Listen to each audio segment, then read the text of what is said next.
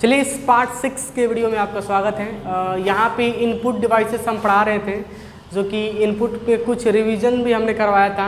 आज उसको भी एक बार फिर पढ़ते हुए चलेंगे यहाँ पे कि इनपुट डिवाइसेस क्या होता है हमारा। तो सबसे पहले डिफिनीशन बहुत सिंपल है, बहुत शाब्दिक है, जो कि कल का क्लास हमारा सिर्फ प्रोसेसिंग डिवाइस का होगा। इसको 3 पार्ट में हम क्लासेस लेंगे। फिलहाल इसको आज हम एंड करते हैं इनपुट डिवाइस को। सबसे पहले डिफिनीशन याद ये रखना है कि सर इनपुट डिवाइसेस हमारे क्या होते हैं। सबसे पहला एक बार रिवीजन हम करवा दे रहे हैं नॉलेज के लिए। डिफिनीशन बहुत शाब्दिक है कि सर कंप्यूटर से में जो डेटा एंटर किया जाता है, जो डिवाइस होता है वो हमारा क्या कहलाता है, इनपुट डिवाइस कहलाता है। जिस डिवाइस के माध्यम से डेटा को एंटर किया जा रहा है वो क्या माना जाता है, हमारा एक इनपुट डिवाइस है। याद रखिएगा ये डिफिनीशन।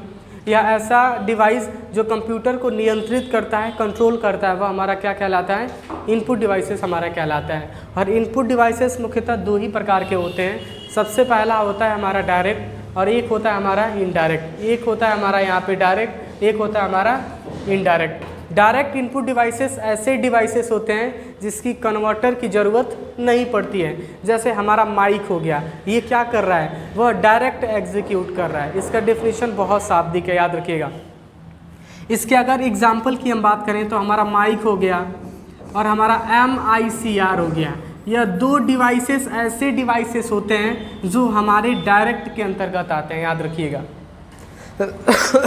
और भी डिवाइसेस होते हैं, ऐसी बात नहीं है, लेकिन 2 डिवाइसेस हमारे ऐसे डिवाइसेस होते हैं जो हमारे डायरेक्ट के अंतर्गत आते हैं, डायरेक्ट इनपुट। वैसे तो बेसिक तौर पे बहुत टीचर्स क्या करते हैं, इनपुट को ही क्लास लेके छोड़ देते हैं, लेकिन हाँ अगर इसके पूरा डीप में हम जाएं तो इनपुट के भी 2 टाइप होते हैं। सबसे पहला होता है मेरा डायरेक्ट और एक हमारा क्या होता है, indirect. Direct as like mic जो हमारे सामने आप देख पाओगे, और MICR हमारे कहाँ यूज़ किया जाता है। और ये भी आपका सवाल पहला था और इसके पिछले टॉपिक पे भी था, सर MICR क्या होता है।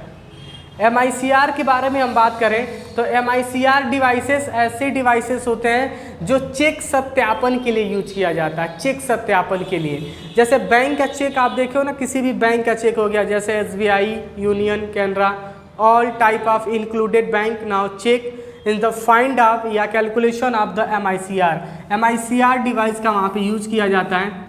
जैसे आपने देखा होगा ना कि जैसे चेक रीड के लिए MICR का यूज किया जाता है। इसकी हम प्रैक्टिकल नॉलेज आपको हम देते हैं, ले चल के आपको इसके इंटरनेट पे। आप यहाँ पे MICR आप सीधे गूगल पे आप टाइप करोगे। सीधे गूगल पे जाने के बाद यहाँ पे आप इजीली टाइप करो MICR। Now MICR have a look. आप यहाँ पे देख पाओगे ये जो डिवाइसेस आप यहाँ पे देख पाओगे ना, ये हमारा डिवाइसेस क्या है, हमारा चेक सत्यापन के लिए यूज किया जाता है। यही हमारा डिवाइसेस हैं जो बैंक यूज करता है इसको चेक को रीड करने के लिए, याद रखिएगा। इसी चेक को रीड करने के लिए किसका यूज किया जाता है, जो कि शायद विजिबल नहीं होगा क्योंकि वाइट आने से कैमरा विजिबल नहीं करता है, ठीक है। तो इसका यूज हम किसके लिए करते हैं, ये MICR है। और यहाँ पे आप देख पाओगे ये हमारा चेक है, बैंक का चेक है और ऑल टाइप ऑफ बैंक। और ये इसके आकार निर्धारित नहीं होता, याद रखिएगा। यहाँ पे आप ब्लैक देख पा रहे हो, यहाँ पे आप वाइट देख पा रहे हो। तो इस डिवाइसेस का यूज हम किस लिए करते हैं, हम चेक सत्यापन के लिए करते हैं। अगर कोई पूछे कि MICR के बारे में आप क्या जानते हो, तो सिंपल आप क्या बोलोगे, सर MICR का यूज हम इसलिए करते हैं कि हम अपने बैंक के चेक को हम क्या कर सकें, रीड कर सकें। कभी कभी क्या होता है ना कि एक बैंक को रीड कर लिया जाता है और जब बहुत सारे चेक आते हैं ना तो वहाँ पे डिवाइसेस का यूज़ किया जाता है। आप उसको इजीली चेक को रीड कर सकते हो। बात समझ में आ रही है मैं क्या बोल रहा हूँ। MICR इज़ द डिवाइसेस और devices as like input devices. और डिवाइसेस में हमारा क्या है, वो डायरेक्ट इनपुट है। बहुत लॉजिक बड़ा फैक्ट है इसका, याद रखिएगा। MICR की बात आएगी तो as like hardware, as like peripheral devices, as like component of external devices. Internal devices नहीं है, वो एक्सटर्नल है, बाहर है। वो हमने पढ़ाया भी था कि जो हार्डवेयर होते हैं, जो हमारे कंप्यूटर का जो हार्डवेयर होता है वो 2 बेस पे ही काम करता है। एक क्या होता है, इंटरनल, एक होता है एक्सटर्नल। जो हमारा माइक है वो क्या इंटरनल नहीं है, एक्सटर्नल है। इसके जो अंदर भी एक माइक है वो क्या है, जो फ़ोन पे लगा होता है, वो इंटरनल लगा होता है। एक माइक जो हम बाहर से अटैच किए हैं, एक माइक जो अंदर इनबिल्ड है, तो वो याद रखिएगा। हार्डवेयर की बात की पूछे तो हार्डवेयर भी 2 टाइप्स के होते हैं, एक होता है इंटरनल, एक है एक्सटर्नल। बहुत टीचर बोल देते हैं कि hardware is the component of physical touch, आप उसको टच करो। टच तो इसको भी किया जा सकता है, लेकिन यह हार्डवेयर है, लेकिन यह कंप्यूटर्स नहीं है। अब की बातें क्या हो रही हैं, कंप्यूटर की बातें हो रही हैं, तो इसकी हम बात करेंगे यहाँ पे, ठीक है। तो MICR से कोई डाउट्स है आपको? MICR क्या होता है? MICR का यूज हम बैंक में यूज करते हैं, जिसका हम चेक सत्यापन यहाँ पे करते हैं। Got it? ओके, अब चलते हैं यहाँ पे आगे। अब कुछ और टॉपिक्स पे यहाँ पे हम बढ़ते हैं। अब यहाँ पे ऑप्शंस आप देख पाओगे, ये हमारा इनडायरेक्ट इनपुट है। इनडायरेक्ट इनपुट का मतलब ये होता है कि ऐसे इनपुट जिसको 0-1 में परिवर्तन करने की ज़रूरत पड़ता है। ये 10 मैंने नहीं लिखा है, आप इसको बाइनरी डिजिट बोल सकते हो। क्या बोल सकते हो? Binary number. जैसे मैंने डिजिटल कंप्यूटर पढ़ाया था तो आपको पता था ना, digital computer as the now working is the district signal. तो डिस्ट्रिक्ट सिग्नल की बातें होंगी तो इसकी बातें होंगी। इसको 0-1 भी बोल सकते हैं और 1-0 भी बोल सकते हैं। ऐसा नहीं कि सर ये तो आपने 10 लिख दिया है, ऐसी बात नहीं है। सिचुएशन के ऊपर डिपेंड करता है कि अब क्या आप बोल रहे हो। बात समझ में आ रही है? वैसे एक्चुअल अगर किसी से पूछो तो वो 10 ही बोलेगा, लेकिन अगर इनडायरेक्ट इनपुट की अगर बात आएगी तो वो सिंपल क्या बोलेगा? Sir is like input of calculation of binary number. जो भी हम कंप्यूटर में इनपुट करते हैं उसको वो क्या करता है? कैलकुलेशन करता है। कैलकुलेशन का मतलब होता है परिवर्तन करता है, तब वो क्या करता है? वो हमारा एग्जीक्यूट करता है। अब इसका एक बहुत लंबा लेक्चर्स होने वाला है, इसका मैं बाइनरी का क्लास ही आगे में रखूँगा। बाइनरी को कैसे हम कैलकुलेशन करते हैं और कंप्यूटर कैसे काम करता है, अगर आप जानना चाहते हो तो चलिए एक छोटा सा डेमो हम बता दें एज लाइक अ कैलकुलेशन। चलिए इनपुट के डिवाइसेस में पढ़ाने की कोशिश कर रहा हूँ। अब सवाल कहीं ना कहीं आपका होगा कि सर आपने ये लॉजिकल फैक्ट्स क्यों लिखा है? सवाल ये होगा कि सर ये लॉजिकल फैक्ट्स आपने क्यों लिखा है? सवाल कहीं ना कहीं आपका होगा कि सर 0-1 क्या होता है? मैं एक छोटा सा डेमो इसका देना चाहूँगा। 0 का मतलब होता है ऑफ, 0 का मतलब क्या होता है? ऑफ, और 1 का मतलब होता है ऑन। 0 का मतलब कंप्यूटर ऑफ है और 1 का मतलब होता है कंप्यूटर ऑन है। आप बोले सर इसमें बड़ी बात क्या है? चलिए चलते हैं प्रैक्टिकली। जैसे कंप्यूटर में अगर हम 20 लिखते हैं तो वो बाइनरी में कैसे एग्जीक्यूट करेगा, यही मैं क्लास लेने वाला हूँ। That is a working of binary. अब ध्यान से देखना ये लॉजिकल फैक्ट्स क्या है। इसको अगर कैलकुलेशन कर लेते हो तो आप बोलोगे सर ये तो मुझको आता है। ये LCM जैसे आप पढ़ा रहे हो क्या? ये LCM नहीं है। याद है कि वो बाइनरी डिजिट कितने होते हैं? 2 ही होते हैं, या तो 0 बोलो या तो 1 या तो 1 या तो 0। अब चलते हैं फैक्ट्स की तरफ, यहाँ पे बढ़ते हैं। 2 से इसको हम क्या करेंगे? भाग देने वाले हैं। आई एम सॉरी, इसको भाग बोलो या मैं इसको काटने वाला हूँ या इसको मैं सॉल्यूशन करने वाला हूँ, जो बोलना है बोलो आप। जैसे प्रॉपर 2 से कटेगा तो इसको 0 हम मान लेंगे। क्या मानेंगे? प्रॉपर कट जाएगा तो कितने बार में कटने वाला है? 10 2 जा 20, 10 2 जा 20। आप बोलोगे सर इतना आप सिंपल बता रहे हो। सिंपल नहीं है अभी, चलो आगे हम लेके चलते हैं इसको। फिर 2 से इससे कैलकुलेशन करेंगे, 5 टाइम में ये कटेगा, 5 टाइम में कटेगा। फिर 2 से ले जाएंगे, अब नहीं कटेगा, प्रॉपर नहीं कटेगा, 5 प्रॉपर नहीं कटेगा। यहाँ पे 1 लिखेंगे और 2 2 दूनी 4 1 5 हो गया। और यहाँ पे क्या करेंगे? 2 से फिर से हम देंगे और आंसर आ जाएगा मेरा 0। आप बोलेंगे सर ये क्या बताओ? यहीं से यहीं तक उतार दो, यही हमारा बाइनरी नंबर है। 1 2 1 2 3। That is using of 20 input is the calculation of binary number. Indirect input में कोई भी डेटा अगर इंटर किया जाता है तो इस फॉर्म में एग्जीक्यूट करता है। अगर 20 हम कीबोर्ड से लिखते हैं ना तो वो मेरा एग्जीक्यूट किस फॉर्म में करने वाला है? इस फॉर्म में करने वाला है। यही हमारा बाइनरी नंबर है और इसके पावर हम रख देंगे, यही हमारा है। अगर 20 लिखेंगे तो 20 कैलकुलेशन वो नहीं करेगा, या इस फॉर्मेट को समझेगा। इस फॉर्मेट का मतलब ये होता है कि इसको मशीन लैंग्वेज हम बोलते हैं। वो कंप्यूटर ही समझ सकता है। इसको हम क्या समझो कि सर यही क्या लिखा? हम तो इसको मान रहे हैं ना कि 20 लिखा है, इसको हम नहीं मानेंगे। ये कौन मानेगा? यह कंप्यूटर मानेगा। लेकिन एक फैक्ट्स की बात ये होगी, सर अगर इस अवस्था से इस अवस्था में जा सकता है तो इस अवस्था से इस अवस्था में भी तो आ जाना चाहिए। फैक्ट्स की हो सकती है। चलिए इसको भी हम देखते हैं कैसे कैलकुलेशन करता है। मैं इसको क्या करता हूँ, मैं इसको ज़रा इरेज कर देता हूँ, या मैं एक छोटा सा ग्राफ यहाँ पे मैं ले लेता हूँ, ठीक है। अब कैसे ये काम करता है? सपोज यहाँ पे हमने ये नंबर्स लिखा 1, आई एम सॉरी, यहाँ पे 1 0 1 0 0, गॉट इट। यहाँ पे जो भी मैंने लिखा था मैंने एग्जैक्ट मैंने यहाँ पे उतार दिया। अब बोलेंगे सर ये कैलकुलेशन कैसे होगा, बहुत इंटरेस्टिंग फैक्ट्स हैं, इसको आप ध्यान से देखना और इसको घर पे ट्राई करने की कोशिश करना। जहाँ जहाँ अमन लिखा है वहाँ वहाँ 2 कर देंगे, जहाँ जहाँ अमन लिखा है वहाँ वहाँ 2 कर दो, काम खत्म। अब बोले सर ये क्या है, तो ये तो 22 आ रहा है। अब जहाँ जहाँ अमन लिखा है वहाँ वहाँ 2 कर, 0 को छोड़ दो, 0 को टच नहीं करना है। अब बोले सर ऐसा क्यों, अब पावर करना है इसको। देखो 1 2 3 4, ये क्या आ गया, 4 आ गया, क्या आ गया। एक्चुअल में मैथ नहीं पढ़ा रहा हूँ, कैलकुलेशन के लिए हम बता रहे हैं, ये बाइनरी नंबर में ऐसे ही काम करता है। 1 2 3 4 क्या हो गया, 4 का पावर हमने कर दिया, 2 का पावर 4 हमने कर दिया, 1 2 इसका 2 और बीच में प्लस। अब 2 दूनी 4 दूनी 8 दूनी 16, 16 और प्लस 2 दूनी 4, 16 4 20। अगर ये कैलकुलेशन आपने अच्छा किया है ना तो एग्जैक्ट हमारा आंसर हमारा क्या आ जाएगा, 20 आ जाएगा। अब अगर इस फॉर्मेट से इस फॉर्मेट में जा सकता है तो इस फॉर्मेट से भी तो इस फॉर्मेट में आ जाना चाहिए इसको। तो ये अगर प्रॉपर आपने काम किया है, हमारे मैथमेटिक्स पढ़ाने का कोई मतलब नहीं है और एक्चुअल में मैथ का टीचर्स नहीं हूँ कि आपको मैथ पढ़ाएंगे, सिर्फ समझाने की कोशिश कर रहे थे कि एक्चुअल हमारा बाइनरी डिजिट हमारा कैसे काम करता है। तो याद रखिएगा कि हमारा बाइनरी डिजिट ऐसे ही काम करता है। ये बहुत सिंपल है, आप इसको एक बार घर पे ट्राई करने की कोशिश करिएगा इसको। ओके, तो ये क्लियर हो गया कि binary numbers now is the working of computer, ये हमारा कैसे काम करता है। अगर कोई पूछे तो आप इजीली क्या करने वाले हो, एक्सप्लोर करने वाले हो। ठीक है, ये तो मैंने नॉलेज के लिए मैंने आपके साथ मैंने बताया। ओके, तो यहाँ तक कोई आपको डाउट? अगर कोई पूछे कि इनडायरेक्ट इनपुट का एग्जाम्पल आप दो तो आप क्या देने वाले हो? अगर कोई पूछे कि इनडायरेक्ट इनपुट का एग्जाम्पल दो तो आप क्या देने वाले हो?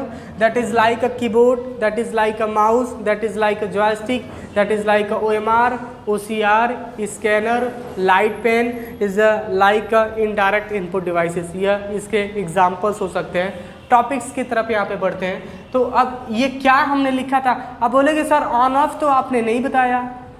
सवाल ये होगा कि सर ऑन ऑफ नहीं बताया, तो एक्चुअली इसका चैप्टर ही हम रखने वाले जो उसमें हम बताएंगे कि सर ऑन ऑफ कैसे काम करता है। ऑन ऑफ कैसे काम करता है, जैसे हमारा एक स्विच होता है, ऑफ करो तो किस बेस पे, लॉजिकल गेट उसको बोलते हैं, उसको लॉजिक गेट बोलते हैं। अगर आप फिजिक्स वगैरह पढ़ के आए होगे तो उसमें पढ़ाया गया होगा, नहीं पढ़े होगे तो हम भी पढ़ा देंगे, डोंट वरी, ज़्यादा घबराना नहीं है, लेकिन वो हम पढ़ाएंगे आगे, डोंट वरी। आप इससे एग्जाम्पल्स हमने यहाँ पे शेयर किया, ये क्या होता है। अगर कोई इनपुट डिवाइसेस के बारे में पूछे तो डोंट वरी, ज़्यादा पैनिक नहीं होना है। अब चलते हैं यहाँ पे आगे। अब ये तो हमने यहाँ पे सिखाया कि सर इनपुट और इनपुट में डायरेक्ट और इनडायरेक्ट कैसे काम करता है। कल के क्लासेस में हमने ये सीख लिया था कीबोर्ड कैसे क्या है, कीबोर्ड क्या है। तो नाउ इज़ द वर्किंग आप रिवीजन थोड़ा सा इस काम कर दें। Keyboard is like primary input devices, और इनपुट डिवाइसेस में यह क्या है, हमारा हार्डवेयर है, और हार्डवेयर में ये क्या है, पेरिफेरल है, और पेरिफेरल में ये क्या है, इंटरनल है कि एक्सटर्नल है, एक्सटर्नल है। इतने सारे एग्जाम्पल, कभी पेपर में पूछता है कि क्या कीबोर्ड हमारा इंटरनल है कि एक्सटर्नल है, तो आप क्या बोलोगे, एक्सटर्नल है।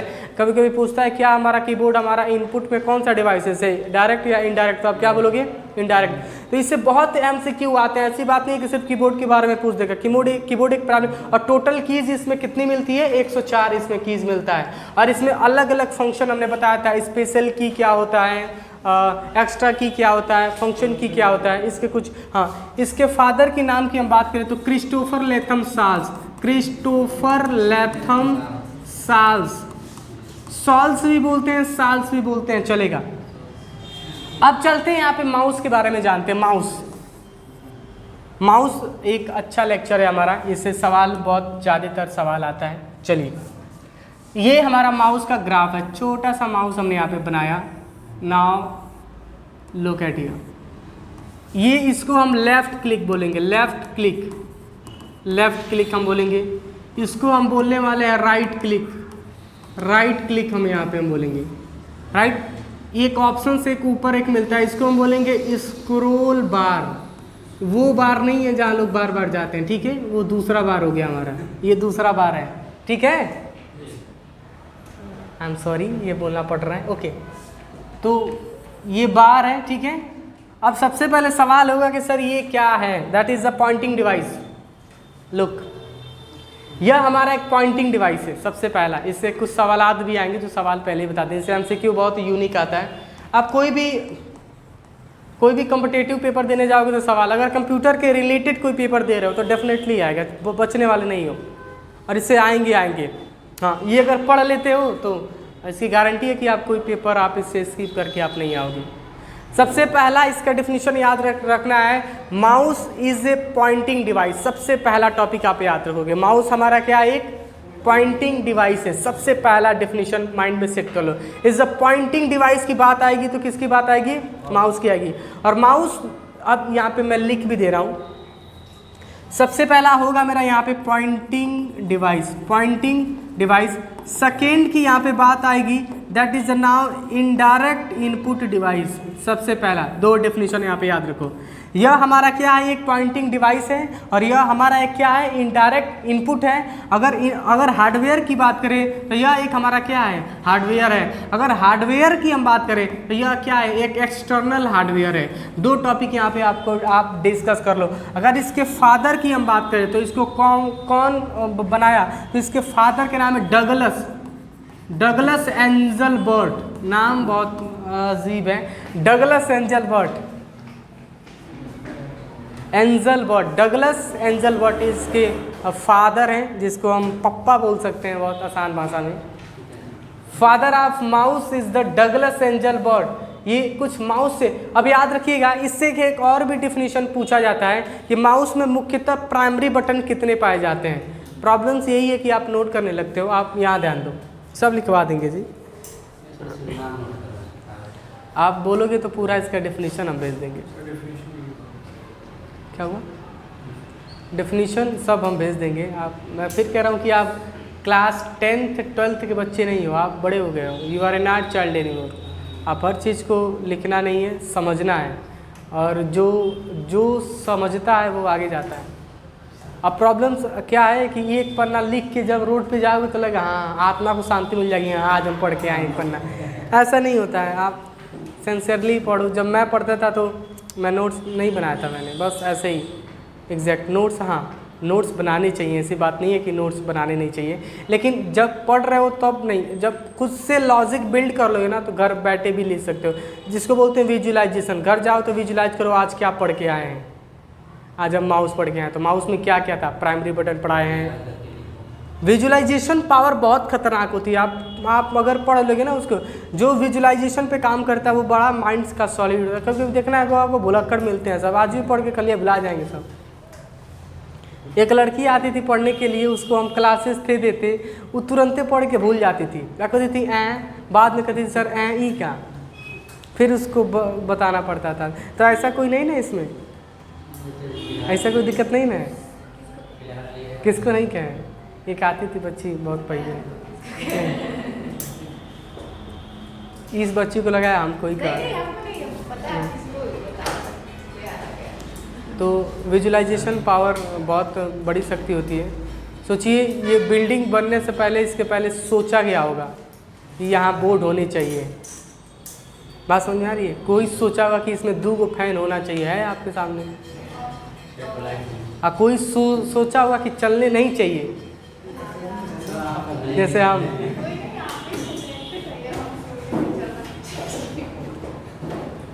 तो ये बहुत सिंपल डेफिनेशन है, याद रखिएगा। माउस की बारी आएगी तो कुछ शॉर्टकट्स इसके हम बता दे रहे हैं। सबसे पहला याद रखिएगा, इसमें टोटल 3 प्राइमरी बटन पाए जाते हैं। 3, सबसे पहला होता है लेफ्ट, और सेकेंड होता है हमारा राइट, और तीसरा क्या होता है हमारा स्क्रॉल बार, स्क्रॉल बटन भी बोल सकते हो। अब इसको लेफ्ट क्लिक नहीं बोलते हैं, याद रखिएगा। लेफ्ट क्लिक इसको नहीं बोलते हैं, सिंपल क्लिक बोलते हैं, याद रखिएगा। इसको लेफ्ट क्लिक हम नहीं बोलते हैं, इसको हम क्या बोलते हैं, सिंपल क्लिक बोलते हैं। आप बोले सर ऐसा आप क्यों बोल रहे हो, तो नाउ इज़ द लैंग्वेज के ऊपर डिपेंड करता है। बार बार इसको आप लेफ्ट क्लिक नहीं बोलोगे। लेफ्ट क्लिक से हाईलाइट ये पता चलता है कि वो किसकी बात कर रहा है, वो लेफ्ट क्लिक की ही बात कर रहा है। और राइट क्लिक को हम क्या बोलने वाले हैं, राइट क्लिक ही हम यहाँ पे बोलेंगे, याद रखिएगा।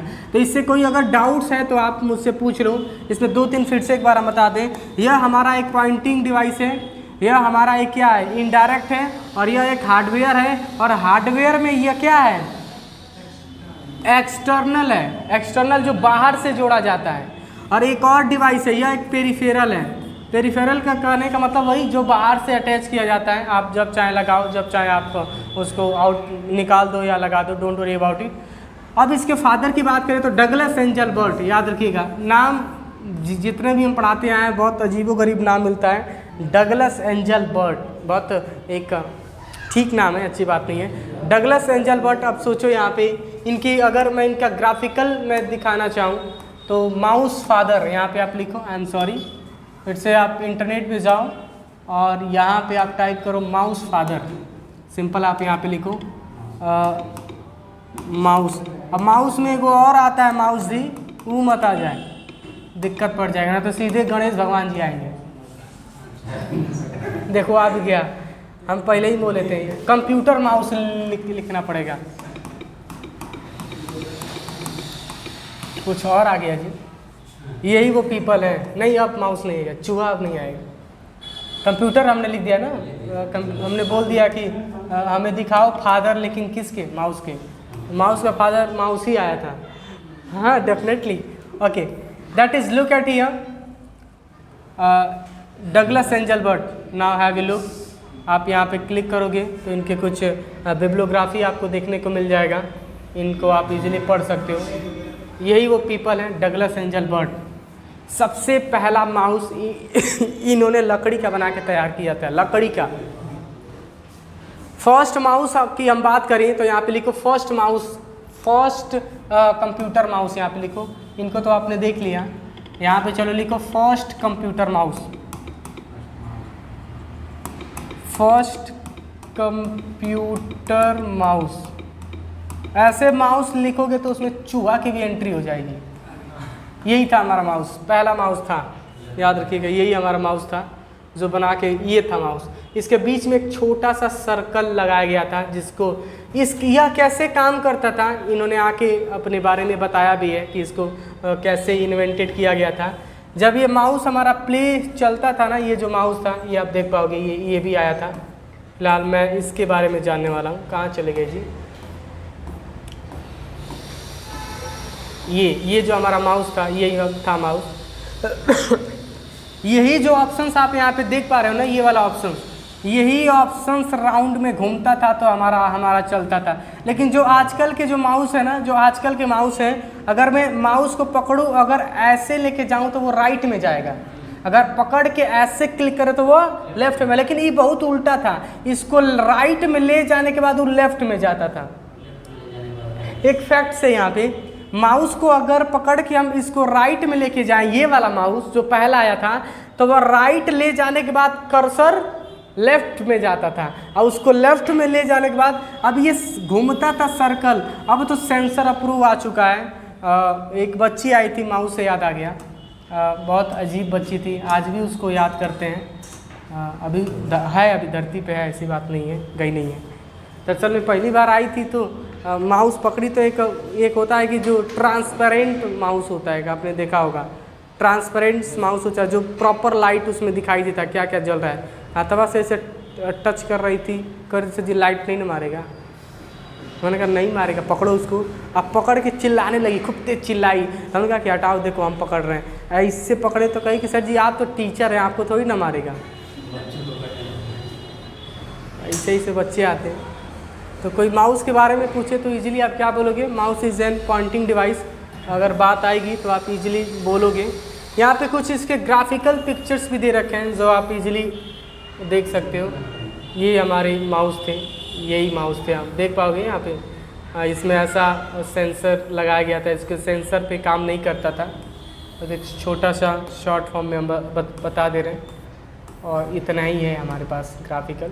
तो यही हमारा क्या था, माउस था, फर्स्ट माउस, जिसका इन्वेंटेड 1969 के लगभग इसका किया गया था। हाँ 60 के दशक आप बोल सकते हो, 1960 में 60 के दशक में इसको डेवलप किया गया था। आप बोलोगे सर कैसे आप बता रहे हो, चलो इसका मैं इन्वेंशन भी देख लेता हूँ, आप देख पाओगे। देखो सामने आ भी गया 1960, 60 का जो दशक हमारा आया था वो हमारा क्या था, एक बार चेक भी कर लेता हूँ। फर्स्ट माउस रिलीज, सीधे गूगल पे आप जाओ और गूगल पे जाने के बाद लिखो फर्स्ट माउस ईयर यहाँ पे आप लिखो। अलग अलग वेबसाइट अलग अलग दावा करती है, ज़्यादा घबराना नहीं है कि सर आप ये क्या बोल रहे हो। अलग अलग माउस अलग अलग दावा मैंने बोला ना 1960 का जो दशक हमारा आया था, मतलब तो उसमें हमारा माउस हमारा आया था जिसको डेवलप किसने किया था? डगलस।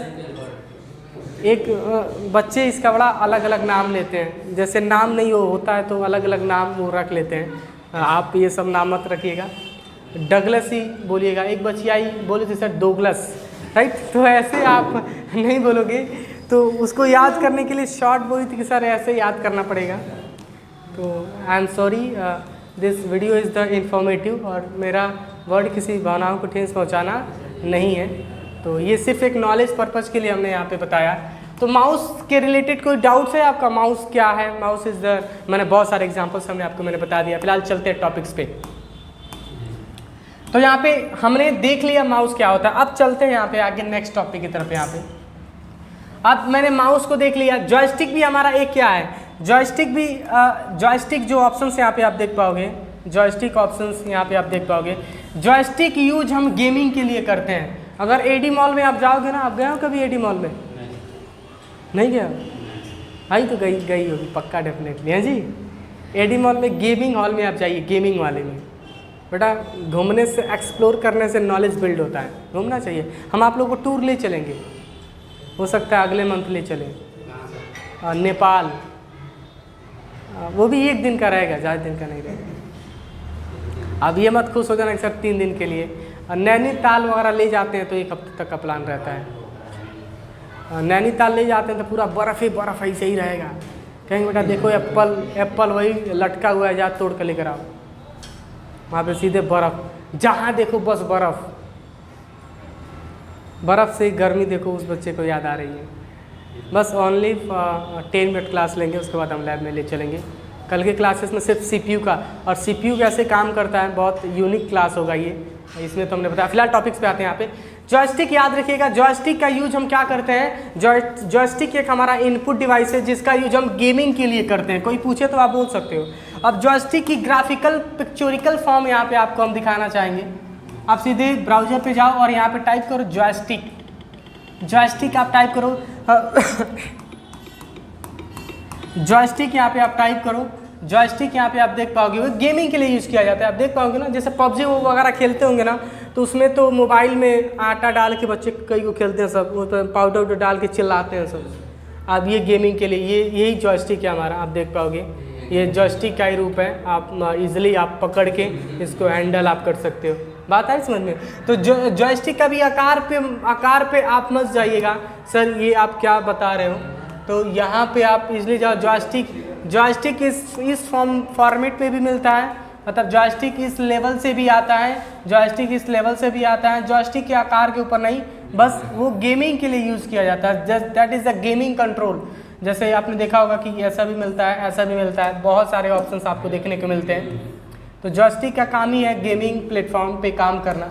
तो जॉयस्टिक से सवाल पूछे तो जॉयस्टिक से सवाल यही बनते हैं, और ज़्यादा इसका कोई कुछ ज़्यादा सवाल बनने वाला है नहीं।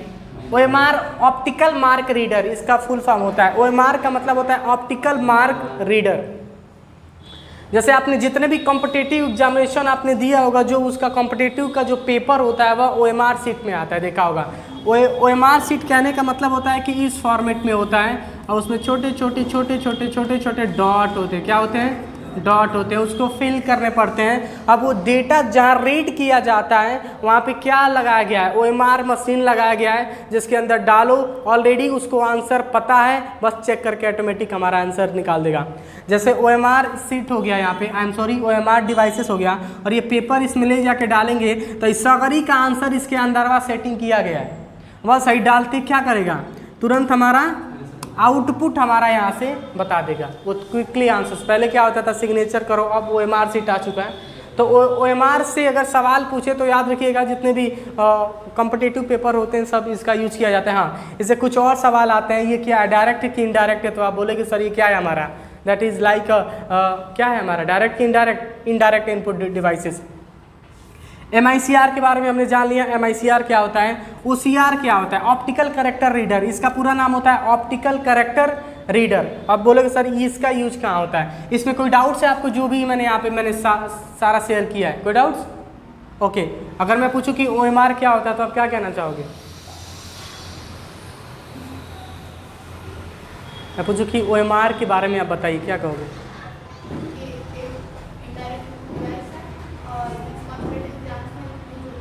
जैसे आप OMR पेपर जितने भी आंसर शीट होते हैं उसको रीड करने के लिए किसका यूज़ करते हैं? आप ग्राफिकली आप देख लो ना, यहाँ पे ब्राउज़र पे जाऊँ और इजीली यहाँ पे आप टाइप करो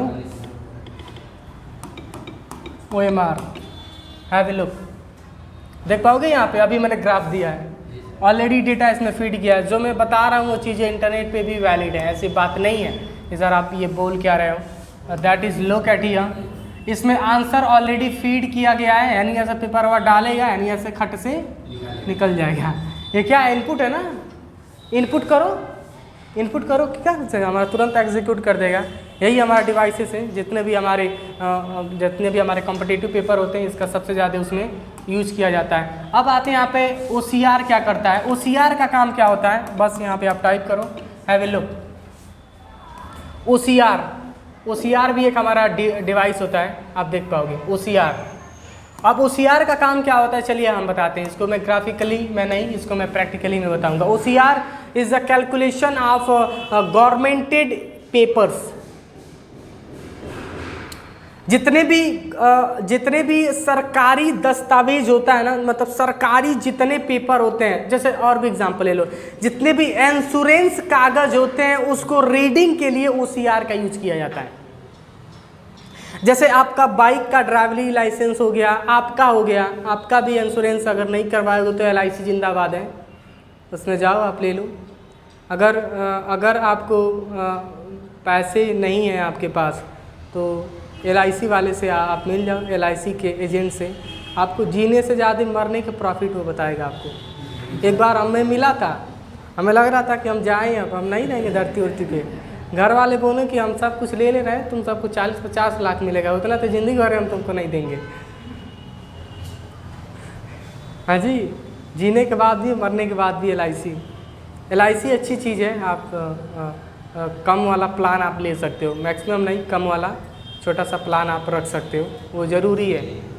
ये रहेगा कि हाँ एक्चुअल है। तो OCR का यूज, जैसे बाइक का इंश्योरेंस का कागज़ हो गया, आपका इंश्योरेंस हो गया, जितने भी गवर्नमेंटेड दस्तावेज होते हैं उसको रीडिंग के लिए किसका यूज किया जाता है? जैसे 10th का जो सर्टिफिकेट होता है ना, 12th का बहुत महंगे होते हैं, उसका जो कागज़ होता है कॉटन का होता है। वो क्या होता है? कॉटन का होता है। वो क्या होता है? कॉटन का जो अमाउंट आता है, वो जो आपका 10th का जो डिग्री होता है ना, उसकी अमाउंट कितनी होगी आपको पता होगा? 80-90 हज़ार रुपये होगा। बेचना नहीं कभी उसको। जो 10th का जो डिग्री होता है, जो 10th 12th की जो डिग्री होती है, जो मार्कशीट होता है, उसका एक्चुअल रेट है 80 से 90 हज़ार रुपये। तो इसको बेच मत देना पैसे के चक्कर में, पकड़ा जाओगे। वो जिस कागज से बनाया गया है ना, उस कागज का नाम है कॉटन, जो हमारे इंडिया में नहीं होता है, जापान से आता है। ये जो नोट हमारे पास चेक करते हैं, हमारे पास पैसा है कि नहीं? यस है हमारे पास। ओके, ये जो 200 का नोट आप देख पा रहे हो ना, ये जो कागज़ इसमें ऐड किया गया, ये नॉर्मल कागज़ नहीं है जो आप पास में लिए हो, यह कागज़ काटन है। इसको याद रखना, इसको पानी में डालो और 2 महीना भी पनिया में छोड़ दो और निकालो, प्रेस मारो, ऐसे ही कड़कड़ाता हुआ निकलेगा। कभी कभी देखना पैंट में रखते हुए लोग ऐसे धो धा देते हैं, फीच उस देते हैं और निकाल के प्रेस करते हैं, ऐसे रहता है। कॉटन जो होता है कभी भी हमारा नुकसान नहीं होता। जैसे कॉटन से ही हमारे जो 10th 12th के डिग्रियां बनाई जाती हैं, और इसको बनाने के लिए करीबन 20 से 30 रुपया खर्चा आया होगा। एक 200 का नोट को बनाने के लिए 20 से 30 रुपया खर्चा आता है। सोचो, सिक्के का कम आता है, नोट का सबसे ज़्यादा आता है। अब बोलो सर इसका भी क्लासेस ले लो ना। एक्चुअल में कंप्यूटर्स में पढ़ाता हूँ मैं, एक्चुअली ये जीके का क्लासेस में नहीं ले रहा हूँ। तो जो 10th 12th होता है ना, जो 10th की आपकी डिग्री होगी ना, पानी में रात भर डाल के छोड़ देना। आज सवेरे उठा के प्रेस मारना, कुछ नहीं होगा उसको, कुछ नहीं होगा वो जी, ज़्यादा पैनिक नहीं होना कि खराब हो जाएगा क्या, नहीं। 10th की जो डिग्री होती है उसको पानी में डाल के छोड़ देना रात भर, सुबह उठ के प्रेस मारना, वैसे ही रहेगा। कभी कभी पैसे नहीं होता है हमारे पॉकेट में, कभी कभी रहता है, रात भर कपड़ा ऐसे क्या बोलते हैं उसके बॉक्स में रहता है, भिगोया रहता है, सुबह उठो मारो, पैसा देखो है, निकालो प्रेस मारो, साफ़ हो जाएगा ऐसे क्लीन। तो कॉटन जो हमारा कागज़ होता है वो कभी भी ख़राब नहीं होता है। कॉटन का जो हमारा कागज़ होता है उसको रिसाइकिल किया जा सकता है। जितने भी बैंक में ख़राब नोट जाते हैं उसको सब रिसाइकिल किया जाता है, रिसाइकिल करके फिर उसको बनाया जाता है, कभी वो ख़राब हो ही नहीं सकता है। हाँ, उसको आप फाड़ सकते हो, चल सकता है, लेकिन कभी ख़राब नहीं हो सकता है। उसको रखोगे दीमक खा जाएंगे सब, लेकिन वो ख़राब नहीं हो सकता है। जो नोटबंदी हुआ था तो हमारे घर में मिला था इतना 500 का नोट, वो हमारी दादी जी रखे थे पूरा एगो बक्सा, वो में एगो और बक्सा, फिर एगो और बक्सा, फिर एगो और बक्सा, वो बक्सा के अंदर मिनी और वो में पैसा, वो में ताला, हई ताला पूरा ताला, और ओकर चाबी पास में, तब पर भी कहते थे पैसा निकाले हो का।